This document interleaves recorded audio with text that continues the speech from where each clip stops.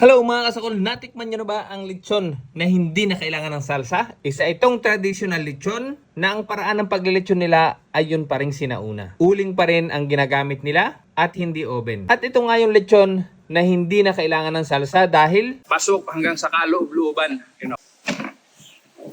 ito nga ay ang BG's Cebu Lechon na located sa Milagrosa, Bucal Bypass Road, Bucal, Calamba, Laguna. Tapat lang ito mga kasakol ng McDonald's. Madadaanan nyo po ito kung papunta kayo ng Pansol. At ito naman ang presyo ng kanilang lechon. Ang maganda rito mga kasakol ay tapat sila sa kanilang customer. Dahil matapos maluto at mabalot, ito ang ginagawa nila. So, ngayon kikiluhin natin at ang order ng customer is 13 to 15 kilos. Kaso, walang available na dumating na baboy. Ang meron kami is 17 kilos, pero ibibigay namin ng walang dagdag bayad. So, pabor sa customer kapag ano. So, ibig mo sabihin, 17 kilos sa buhay. Yes, sir, sa buhay. Tapos pag naluto siya, nalechon na siya, Ito na ito po yung ang kilo niya. Pag halos 10 kilos. Yes, sir. Okay. O di ba sure kayo mga kasakol doon sa binayaran ninyo na hindi kayo madadaya sa timbang? Minsan sumusubra pa nga, sabi ni ma'am. At isa pa sa nagustuhan ko sa lechon na ito mga kasakol ay hindi nyo na kailangan ng sauce dahil sagad sa buto ang lasa nito. Kaya kung kayo mga kasakol ay nasa Pansol at bigla nyong naisip maglechon, tumatanggap po ang BG's Lechon ng rush order. Kaya sa mga gustong mag-order mga kasakol, ito ang kanilang FB page at saka yung kanilang cellphone number. Tumawag at mag-message lang po kayo diyan. Mga kasakol, ano pang hinihintay natin? Tara, simulan na natin ang sakulan. What's up mga kasakol? Nandito na naman inyong katropang mahilig magsakol, Jigs TV. For today's episode, kita nyo, nasa labas tayo. Dahil mag-outdoor mukbang tayo. Umorder ako sa BG's Cebu Lechon nitong isang buong lechon. Ayan. Mga kasakol, ito ay 20 kilos. 1 metro siya. Nagkakahalaga ito ng, ayan, mag-inquire na lang kayo sa kanilang FB page. Ito po, sa mga gustong umorder, ayan, order na po kayo. Ito ho yung lechon na balita ko is hindi na kailangan ng salsa.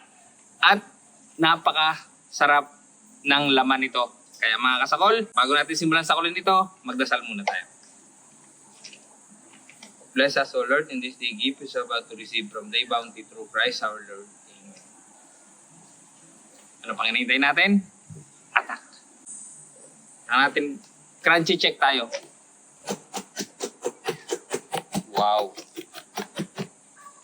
Ano kung gaano kalutong? Ay, grabe.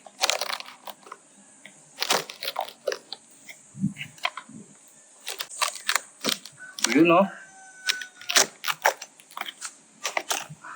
Wow.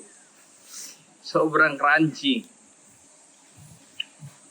Unang kagat para sa inyo mga kasakol.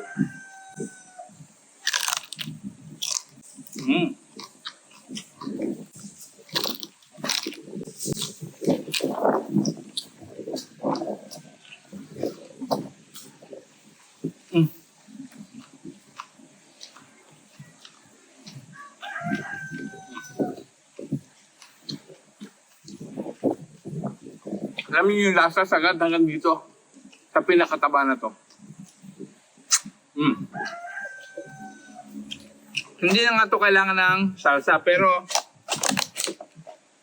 ako kasi ugali ko na talaga. Pag kumakain ako ng itong lechon, meron akong suka.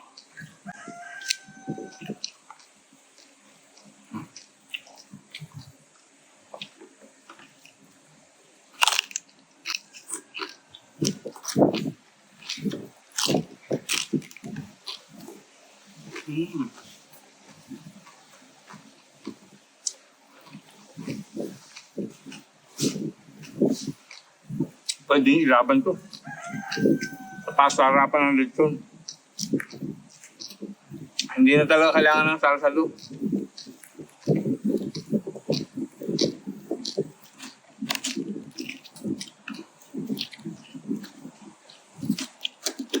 Tingnan nyo kung ano yung laman sa loob.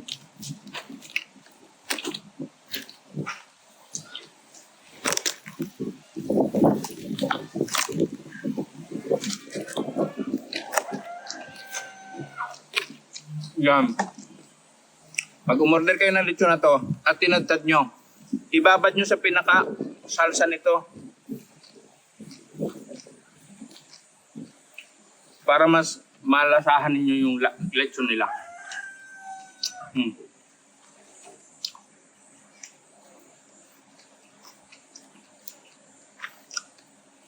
Kung mapapansin nyo yung lechon nila, manipis yung taba.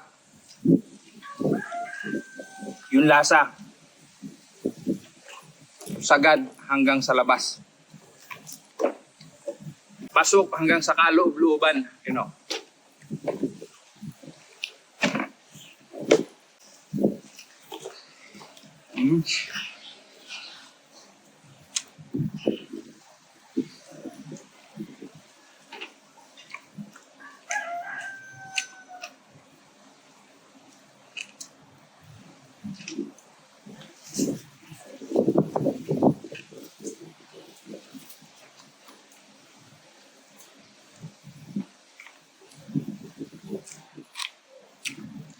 Tikman natin yung part ng may tiyan. Kasi, normal sa lechon, yung part ng tiyan na balat, hindi masyadong malutong. Check natin to. Kanyo. Malutong pa rin siya, oh.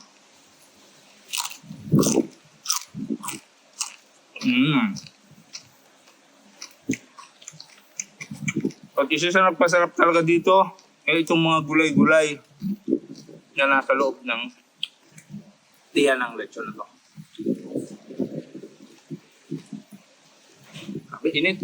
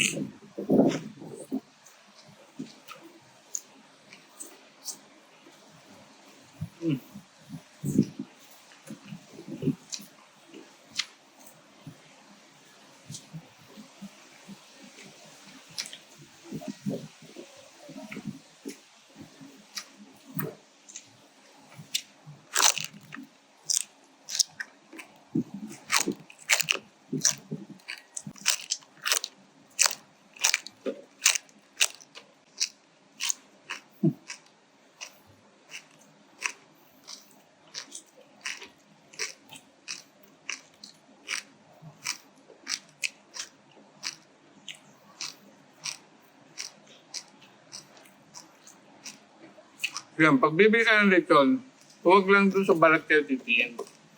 Dapat tikman din niyo yung laman kung talagang may lasa.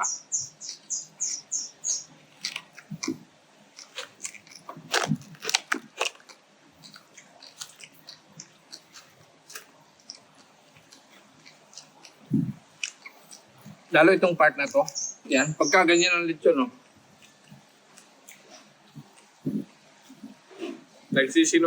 Nagsisino-sinulit. Sarap niya na yun. Pagpasensyahan nyo na yung langaw ha, kasi outdoor tayo mga kasakol ha. Ibig sabihin niya, napakasarap ng lechon, pati langaw natatakam. Umahabol na.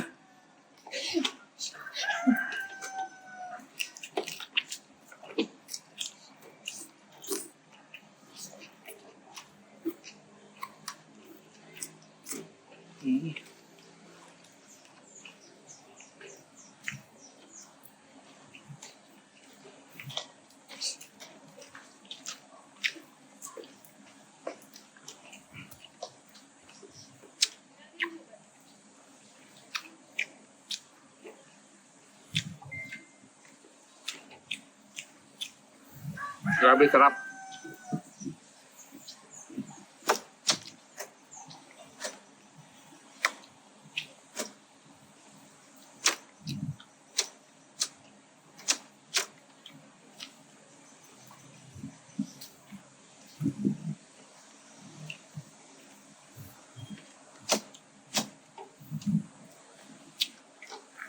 Nakakarami ako mga kasula.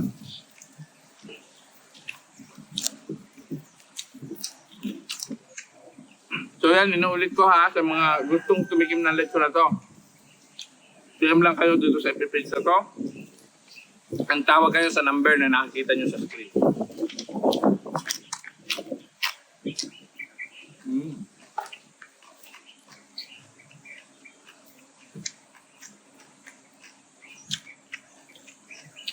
Test natin yung tainga. Kung malutong. Mm.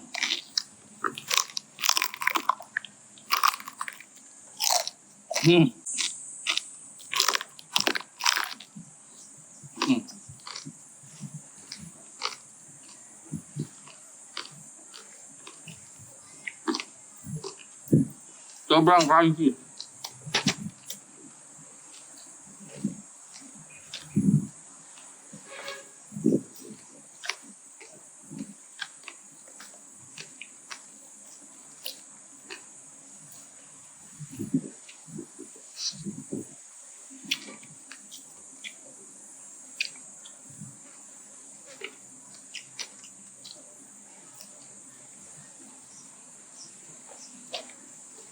Tama si Madam. No need na po ang sauce sa kanilang lechon. So yun mga kasal, maraming salamat sa inyong panonood. Hanggang sa muli, bye.